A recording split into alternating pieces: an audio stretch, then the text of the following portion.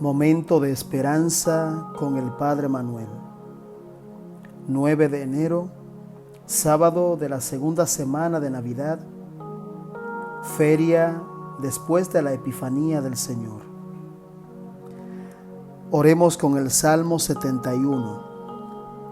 Dios mío, confía tu juicio al Rey, tu justicia al Hijo de Reyes, para que rija a tu pueblo con justicia, a tus humildes con rectitud. Que los reyes de Tarsis y de las islas le paguen tributo, que los reyes de Saba y de Arabia le ofrezcan sus dones, que se postren ante él todos los reyes y que todos los pueblos le sirvan. Él librará al pobre que clamaba, al afligido que no tenía protector. Él se apiadará del pobre y del indigente y salvará la vida de los pobres. Lectura del Santo Evangelio según San Marcos. Después que se saciaron los 5,000 hombres, Jesús enseguida apremió a los discípulos a que subieran a la barca y se la adelantaran hacia la orilla de Betsaida, mientras él despedía a la gente. Y después de despedirse de ellos, se retiró al monte a orar. Llegada la noche, la barca estaba a mitad del lago y Jesús solo en tierra.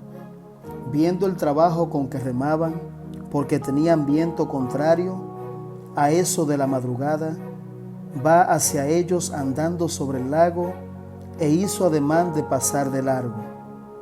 Ellos, viéndolo andar sobre el lago, pensaron que era un fantasma y dieron un grito, porque al verlo se habían sobresaltado. Pero él les dirige enseguida la palabra y les dice: «Ánimo, soy yo, no tengan miedo». Entró en la barca con ellos y amainó el viento. Ellos estaban en el colmo del estupor, pues no habían comprendido lo de los panes, porque eran torpes para entender. Palabra del Señor. Gloria a ti, Señor Jesús. En el día de hoy vemos la continuidad del gran milagro de Jesús, de la multiplicación de los panes, y como reflexionábamos, esa multiplicación se da por la generosidad del corazón del ser humano. El ser humano que se abre a la voluntad de Dios y permite que a través de sus dones, sus pocas, digamos así, cosas que puedan acercarle al Señor, el ser humano se entrega, el ser humano se da, el ser humano se dona, y Dios se vale de esa donación, de esa entrega, para realizar el gran milagro que tanto anhelamos esperar y también ver de parte de Dios. Es por ello que para que se diera este gran milagro de la multiplicación, era necesario también poner a prueba de parte de Jesús a sus discípulos, cuando les decía: denle ustedes de comer. Y hoy la palabra, luego de haber saciado a esos 5,000 hombres, como muy bien señala el evangelista San Marcos, vemos que Jesús apremia a sus discípulos y les dice que se adelanten cuando él despedía a la gente.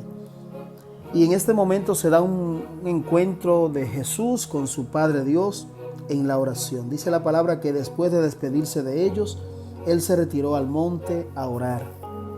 Hoy más que nunca necesitamos sacar momentos para la oración.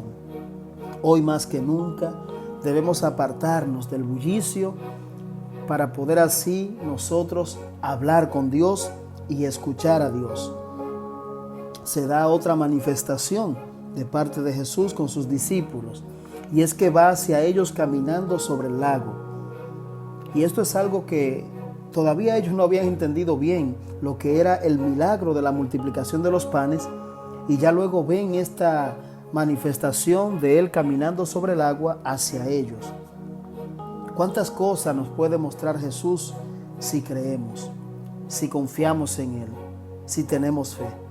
Los discípulos se quedaron espantados, sobresaltados, y él simplemente les reclama: ánimo, soy yo, no tengan miedo. Hoy te dice Jesús a ti, hermano y hermana que me escuchas, ánimo, soy yo, no tengas miedo. No tengas miedo a nada de lo que estamos experimentando y que tal vez no le vemos una salida. Jesús sí se la ve y Él es la única salida a ese virus, a esa enfermedad, a esta situación, a esta pandemia que estamos viviendo. Y hoy nos dice Él una vez más, ánimo, soy yo, no tengan miedo.